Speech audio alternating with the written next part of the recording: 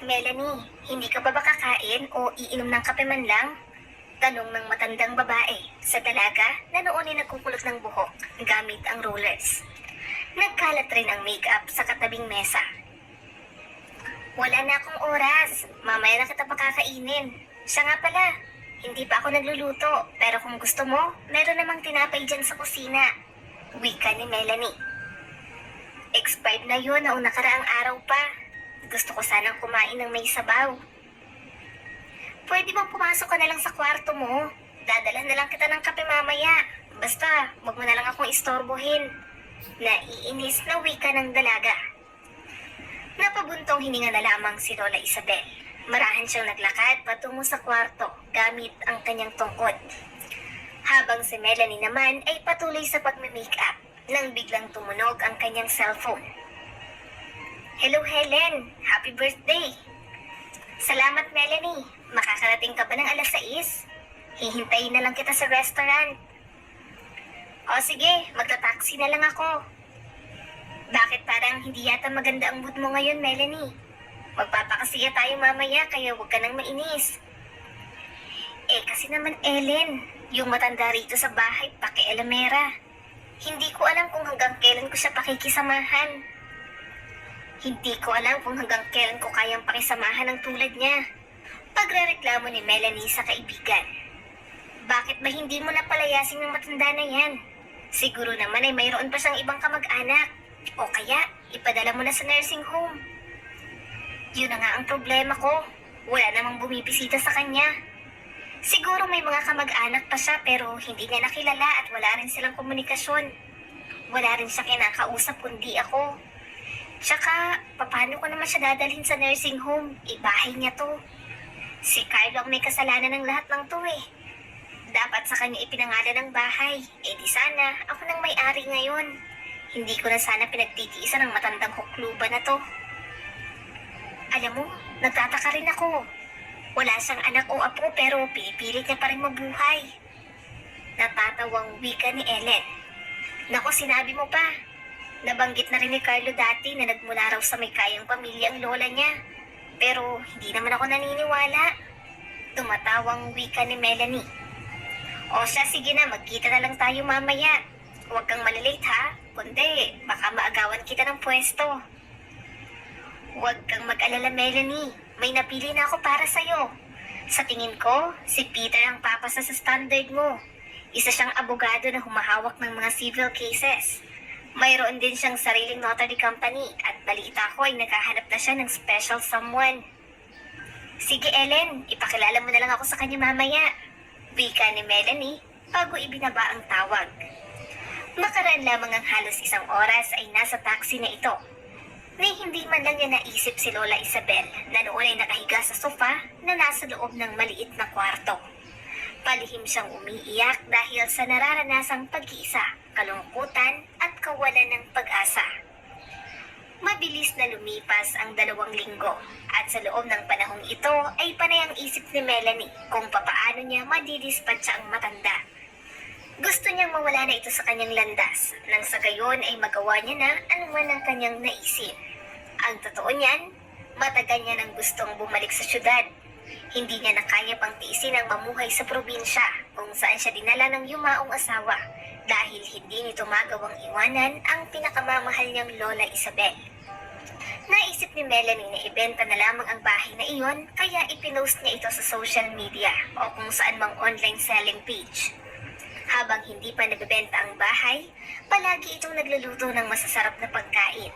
Alagang-alaga niya rin si Lola Isabel. Minsan, nababanggit ni Melanie na gusto niya na raw bumalik sa syudad. Gaano pa ba tayo katagal magtitiis dito sa probinsya? Hayaan niyong humanap ako ng maayos na tirahan sa syudad. Magagandang ospital doon na talagang kumpleto sa mga aparato. Tiyak na magagaling din ang mga doktor. Malapit ang mga pamilihan at maraming parke kaya hindi kayo maiinip. Nakakabagot na sa bahay na to. Isasama mo ba ako? Tanong ni Lola Isabel. Oo naman, isasama kita. Alam mo namang hindi ko kayang iwanan kayo rito. Pamilya tayo, hindi ba? Asawa ko ang apo nyo, kaya apo nyo na rin ako. Siya nga pala, Pwede bang pumirma kayo ng power of attorney para ako nang bahalang mag-asikaso rito sa bahay? Hindi ko kayo aabalahin pa pagkatapos. Tumango-tango lamang si Lola Isabel bago pinirmahan ang mga dokumento. Huwag mo munang ibenta itong bahay, ha? Oo naman, hindi ko ito ibibenta kaagad. Nakangising wika ni Melanie. Hindi niya nabanggit na nakahanap na siya ng buyer at hindi magtatagal ay magbabayad na ito. Nagulat naman ang bibili ng bahay dahil masyadong mababa ang presyo nito kumpara sa mga katabing property. Ang totoo niyan, si Lola Isabel ang lola ng namayapa kong asawa at ako na lamang ang natitira sa pamilya. Wala siyang iba pang mga kamag-anak. Gusto ko sanang manirahan sa syudad para naman magkaroon ako ng sariling buhay at ayaw ko namang isama pang matandang yun. Huwag kayong mag-alala. Hindi ka naman mahihirapan dahil hindi siya gaanong lumalabas ng kwarto. Basta bigyan mo lang siya ng sabaw at kaunting tinapay ay okay na yun sa kanya. Kapag namatay ang matanda ay mapapasayo ang bahay ng walang problema. Pero kung ayaw mo ay okay lang naman. Marami na rin akong nakausap na buyer. Interesado rin sila sa offer ko kaya kung hindi mo bibilhin, sigurado naman ako na may ibang bibili. Sige, okay lang sa akin kung may matandang nakatira doon. Nagulat lang ako sa offer mo. Alam niya bang tungkol sa kasunduan natin? Oo naman, alam niya. Ilang beses ko nang ipinaliwanag. Pagsisinungaling ni Melanie. So anong desisyon mo? Bibilhin mo ba o hindi? Oo, bibilhin ko. Heto na ang bayad. Pipirmahan ko na rin ang mga dokumento nang sa gayon ay makalipat na rin ako bukas. Wika ni Brenda. Sige, walang problema. Nakangiting wika ni Melanie habang pinibilang ang pera. Kinaumagahan, maagang nag-impake ng mga gamit si Melanie. Nagpaalam rin siya kay Lola Isabel na mayroon siyang business trip. Kailan ka naman babalik? Naku, hindi ko ho alam. Wika ni Melanie bago lumabas ng pinto, dala ang mga gamit. Bandang 2:00 ng hapon ay nagising si Lola Isabel dahil sa ingay ng boses ng mga bata. Paglabas niya ng kwarto ay nakita niya ang batang lalaki. Ikaw po bang lola namin? Ako po si Alex. Siya ang kapatid ko si Nolan. At yung bunso si Luna, kasama naman po siya ni Mama. Hindi maunawaan ni Lola Isabel kung ano ang nangyayari. Bakit may mga tao roon na hindi niya naman kilala? Sino ka at paano mo ko naging lola? Paano kayo nakapasok dito? Sakto naman ang pagdating ng isang babae na nasa 30 taong gulang na. Buhat nito ang batang babae. Magandang tanghali po. Ako si Brenda. Nabanggit po ba ni Melanie ang tungkol sa akin? Wala siyang nabanggit. Umiiling na wika ni Lola Isabel. Ah, ganun po ba? Mukhang mahaba-habang usapan palang mangyayari sa atin. Alex, Nolan, doon muna kayo sa kabilang kwarto. Kailangan lang namin mag-usap. Sige po, sagot naman ng mga bata bago patakbong pumasok sa kwarto. Agad ipinaliwanag ni Brenda kung sino siya at papaano niyang nabili ang bahay na iyon. Mahinahon namang nakinig si Lola Isabel. Napailing na lamang siya nang maunawaan ng lahat. Ibig sabihin ay iniwan ni Melanie ang pabigat sa buhay niya tapos inilipat yun sa'yo. Ngumiti lamang si Brenda. Mula ngayon, magkakasama na tayong titira sa bahay na ito kung okay lang sa inyo. Wala kaming mapupuntahan ng mga bata kung palalayasin niyo kami. Hindi ko naman gagawin yon. Nakikita ko na isa kang mabuting tao. Mas gusto ko yung nandito kayo ng mga anak mo. Minsan, mas yung ibang tao pang may malasakit sa'yo kaysa sa tunay mong pamilya. Hinawakan ni Brenda ang kamay ng matanda. Maraming salamat, Lola Isabel. Brenda, titira ako sa bahay na ito ng tahimik. Hindi ko kayo iistorbohin. May sarili akong kwarto at minsan lang akong lumalabas, kaya parang wala rin ako dito sa bahay. Ang hihingin ko sanang pabor, kung maaari ay ipagluto mo ako ng pagkain. Ibibigay ko sa iyo ang aking pension kada buwan upang may pambili ka ng grocery. Okay lang ba yun sa'yo? Oo naman po, walang problema, Lola Isabel. Magkasama tayong bibili ng pagkain at hindi niyo rin ako kailangang bayaran. Huwag po kayong mag-alala, magiging maayos rin ang lahat. Sa pagdaan ng mga araw ay naging malapit si Brenda at Lola Isabel sa isa't isa. Madalas silang magkwentuhan tuwing gabi kapag mahimbing nang natutulog ang mga bata. Naibahagi ni Lola Isabel ang kanyang mga karanasan, maging ang buhay niya noon. Nagmula ako sa may kayang pamilya. Ngunit dahil sa mga pagkakamaling nagawa ng aking mga magulang ay naghirap kami. Hanggang sa napadpad ako sa lugar na ito. Hindi man kami naging mayaman pero masaya naman ang buhay namin. Hanggang dumating na nga ang araw na kinatatakutan ko. Pumanaw ang aking asawa dahil sa diabetes. Tapos ang kaisa-isa naming anak, napili pang magsundalo. Noong namatay siya sa serbisyo ay buntis pala ang kanyang asawa. Pagkapanganak ng nanay ni Carlo ay umalis na rin ito dahil maghahanap daw ng trabaho. Pero hindi na bumalik pa. Mula noon, ako na ang tumayong magulang ng aking apo. Makalipas ang maraming taon ay nagkaasawa si Carlo at yun na nga ay si Melanie. Wala pa mang 2 taon mula nang sila ay maikasal, na-aksidente naman si Carlo na naging dahilan ng kanyang pagkamatay. Buntis si Melanie noon pero mas pinili niyang huwag na lamang ituloy ang pagbubuntis dahil hindi niya raw kakayanin na buhayin ng mag-isa ang bata. Sinubukan ko siyang pigilan pero ayon sa kanya ay ayaw niya raw matali ang buhay niya rito sa probinsya. Mula noon ay naging malungkot na ang buhay ko. Nako, hindi ako naniniwala na hindi niya kayang itaguyod ng mag-isa ang bata. 3 anak ko, pero kahit kailan ay hindi ko naisip na ipalaglag ang sino man sa kanila. Kahit pa iniwan ako ng tatay ng mga bata dahil pabigat rin ang tingin niya sa amin. Nakahanap siya ng mas batang karelasyon pero naniniwala ako na Diyos na ang bahala sa kanila. Basta kasama ko ang aking mga anak ay masaya at kontento na ako. Huwag kang mag-alala, Brenda. Ipagdarasal ko din na lagi kang malusog, pati na rin ang mga bata. Isang umaga, pag-uwi ng panganay na anak ni Brenda ay may kasama itong batang babae na umiiyak. Anong nangyari, anak? Sino yung kasama mo? Mama, nakita ko po siya kanina. Hinahabol ng aso kaya kumuha ako ng pamalo para tulungan siya. Kelly daw po ang pangalan niya. Kelly? Saan ka nakatira at nasa ng iyong mga magulang? Mahinahong tanong ni Brenda. Kasama ko po si Papa. Douglas ang pangalan niya. Wala po ang mama ko. Naglalaro lang po ako kanina tapos gumulong yung bola sa labas ng gate. Tapos nakita ko papalapit na yung mga aso sa akin kaya tumakbo ako hanggang nakita ko si Nolan. Ah, ganun ba? Sige, pumasok ka muna rito sa loob. Sabay-sabay na tayong kumain. Salamat po. Nakangiting wika ng bata. Lola Isabel? Alam niyo po ba kung saan nakatira si Douglas? Oo naman. Doon siya nakatira sa kabilang kanto, yung may kulay pulang gate. Bakit? May nangyari ba? Nandito po yung anak niyang si Kelly. Hinabol daw ng aso.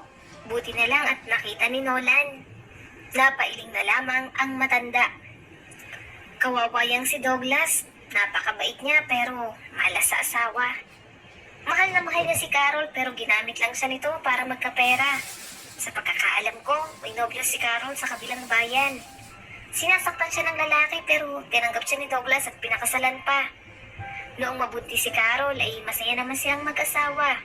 Pero wala pa mang 1 taon mula nang maisilang ang kanilang anak. Lumayas na si Carol. Nakipagbalikan dun sa ex niya.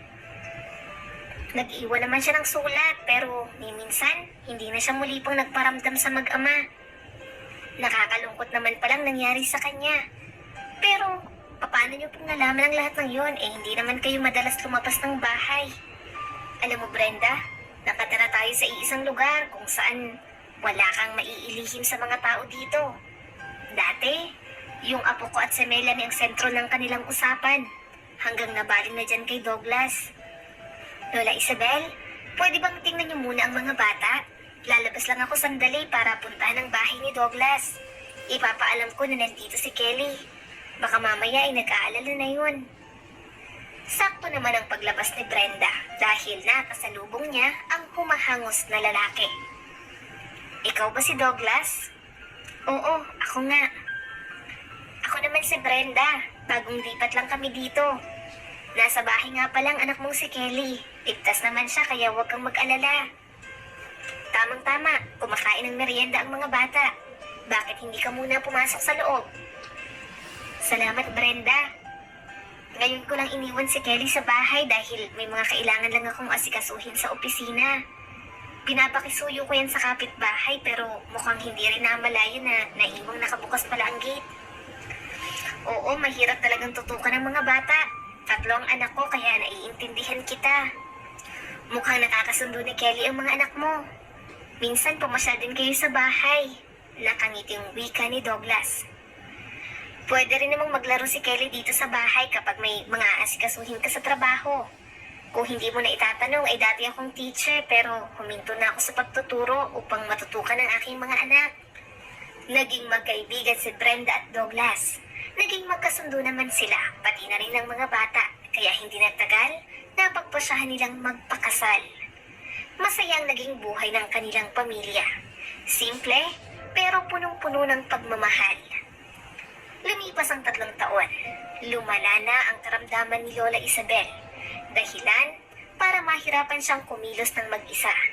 Madalas ay nakahiga lamang siya sa kama buong maghapon. Si Brenda ang nag-alaga sa kanya na parang isang tunay na pamilya. Douglas, nag-aalala ko sa sitwasyon ni Lola Isabel. Wika ni Brenda sa kanyang asawa. Ilang taon na rin kaming magkasama at sa loob ng panahong iyon ay para ko na siyang lola. Napakabait at mapagmahal, lalo na sa mga bata. Niyakap ni Douglas ng mahigpit si Brenda. Alam niyang nalulungkot ito dahil tinapat na rin sila ng doktor tungkol sa tunay na kalagayan ni Lola Isabel. Isang umaga, tinawag ni Lola Isabel si Brenda habang itinuturo ang isang upuan. Mamamatay na ako, anak, pero huwag kang umiyak. Matanda na ako at pagod na rin mabuhay. Salamat sa lahat ng kabaitan at pagmamahal mo sa akin. Natakot ako noon na baka patayin ako ni Melanie o kaya naman ay dalhin niya ako sa Home for the Aged. Mabuti na lamang at nakilala kita. Huwag po kayong magsalita ng ganyan, Lola Isabel. Brenda, huwag ka nang umiyak. Makinig ka ng mabuti sa mga sasabihin ko. Natatandaan mo pa ba yung kwento ko sa'yo na galing ako sa may kayang pamilya? Totoo ang lahat ng iyon. Pero mayroon akong sekreto na walang ibang nakakaalam kung hindi ako. Gusto ko sanang dalhin na lamang sa hukay pero natutuwa akong makilala ka, pati na rin ang iyong mga anak. Maging si Douglas ay pusilak rin ang kalooban. Mayroon akong mga naitagong alahas mula sa aking nanay. Bihira ko lamang iyong bawasan. Ginagamit ko lang iyon kapag gipit na gipit ako, tulad na lamang nung namatay ang aking anak. Sa sahig ng kusina, mayroong daan doon papunta sa basement. Sa isang cabinet, makikita mo roon ang sinasabi ko. Alam kong magagamit mo iyon sa tamang panahon. Lola, kung may naitatago pala kayong kayamanan ay bakit hindi na lang natin ibenta ngayon para may magastos kayo sa pagpapagamot? Maraming magagaling na doktor sa kilalang ospital. Napangiti lamang si Lola Isabel. Alam mo anak, matanda na ako para magpagamot pa. Alam kong oras ko na. Hinihintay na ako ng mga taong mahal ko. Maging sa panaginip ko ay sinusundo na nila ako. Maraming salamat sa lahat, Brenda. Salamat dahil dumating ka sa buhay ko. Ngayon ay mamamatay ako na mayroong ngiti sa mga labi. Kinagabihan ay tuluyan na ngang pumanaw si Lola Isabel. Si Brenda at Douglas ang nag-asikaso upang magkaroon siya ng maayos at desenteng libing.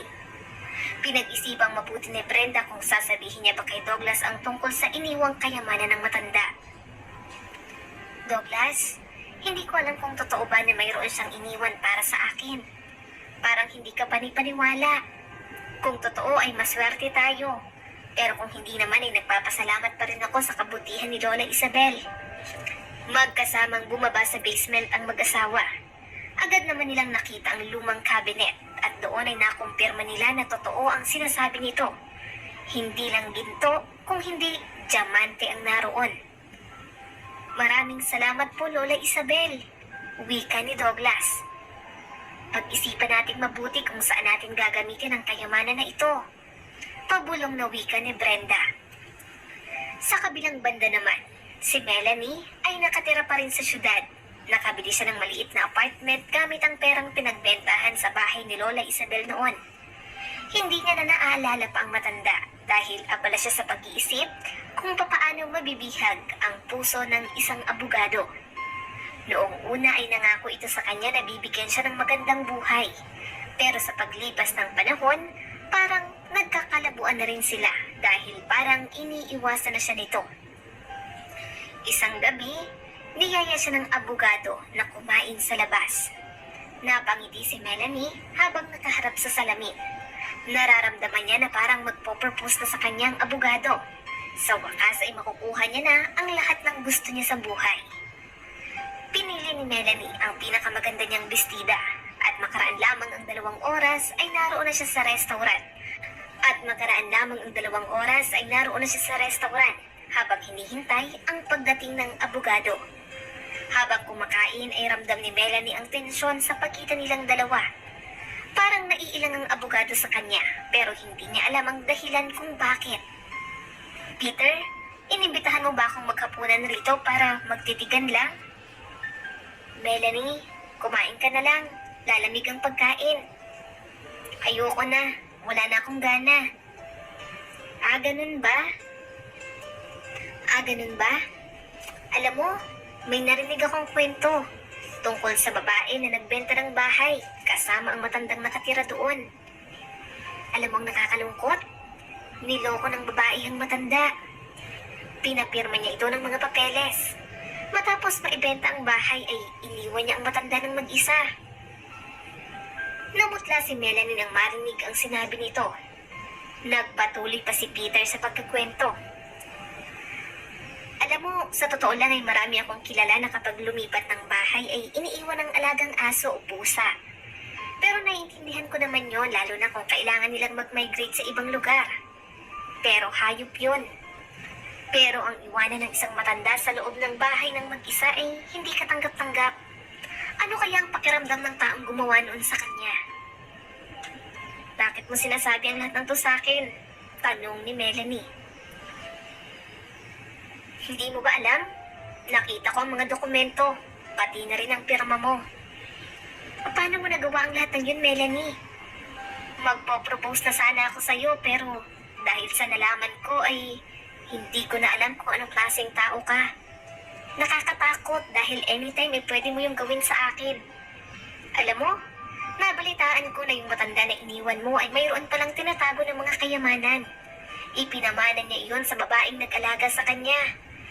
Yung babaeng pinagbentahan mo ng bahay, malaki ang pera na kanilang napagbentahan. Yung kaibigan kong abogado ang tumulong sa kanila. Hindi ito maaari. Lumuluhang wika ni Melanie. Hindi ko alam na totoo pala ang kwento tungkol sa matanda na yun. Mag-aanim na buwan ang patay ang matanda at lahat ng mga ari-arian niya ay nakapangalan na kay Brenda. Alam mo, Melanie, ito nang huli nating pagkikita at huwag na huwag mo na rin akong tatawagan. Wika ni Peter bago lumabas ng restaurant. Nanginginig ang buong katawan ni Melanie. Hindi niya lubos akalain na mangyayari ang lahat ng iyon. Sa kakahanap niya ng magandang buhay ay lalong nawala ang lahat sa kanya. Napagtanto niya na ang lahat ng kasamaang ginawa niya kay Lola Isabel ay unti-unti nang bumabalik sa kanya.